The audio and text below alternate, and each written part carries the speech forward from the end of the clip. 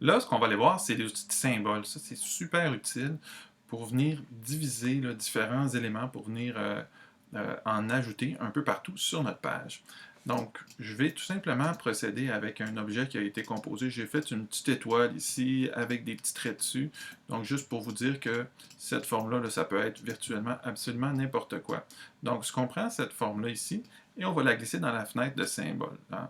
On va juste, on peut lui donner un nom, ce n'est pas important vraiment. Donc là, elle est ajoutée dans la fenêtre de symbole. Je peux la supprimer maintenant ici sur la page parce que j'en aurai plus besoin. Évidemment, toutes les fenêtres sont accessibles par le menu Fenêtre, Symbole, Forme, etc., etc. Bon, fait que là, ce que je vais faire, c'est que je vais prendre mon outil de symbolisme, la petite cacane là, ici, pulvérisateur de symboles. Si vous ne la voyez pas, c'est peut-être qu'il faut aller peser sur les outils supplémentaires puis venir les déplacer, les ajouter dans notre palette d'outils. Vous voyez, ça va être très très simple. Ma cacane, je peux double-cliquer dessus puis donner des options pour la taille du diamètre ainsi que son intensité. Des fois, j'en veux plus, des fois, j'en veux moins.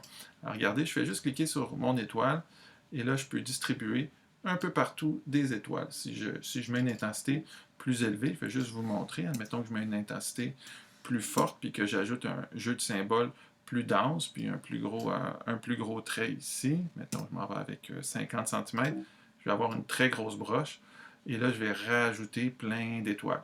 Tant que le jeu de symboles est sélectionné, je fais juste rajouter dans le même jeu de symboles. Fait que vous voyez, avant de jeter des étoiles, j'avais le jeu de symboles qui était sélectionné. Fait que ça rajoutait dans ce jeu-là qui est ici.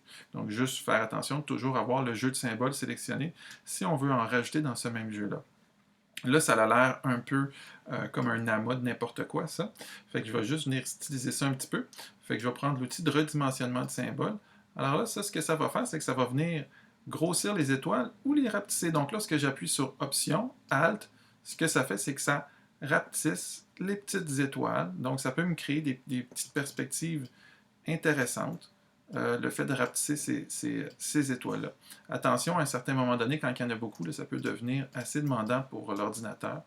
Puis, tu sais, finalement, après ça, je peux venir utiliser les différents outils, là, comme par exemple la rotation. Ça va venir incliner les différentes formes d'une manière différente pour créer quelque chose d'un peu plus organique.